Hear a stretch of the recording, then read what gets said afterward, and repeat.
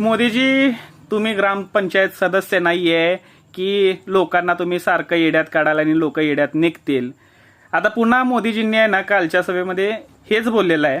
त्याच्यावर मी बोलायचा विचार करत नव्हतो, पण म्हणलं हे पण तुमच्या समोर ठेवावं की बाबा 2 दिवसांनी पुन्हा 5व्या टप्प्यातलं मतदान आहे. की मोदीजी काय म्हणले, की मोदीजी म्हणतायत की विरोधकांची नजर ही तुमच्या मंदिरातील सोन्यावर आहे, महिलांच्या मंगळसूत्रावर आहे.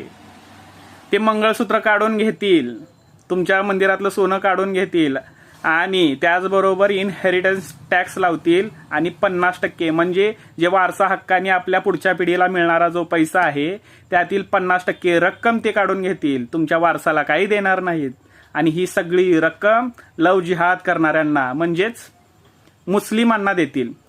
एवढं कळत नाही मोदीजी, लोक शिकलेले आहेत, आता लोक विचार करायला लागले.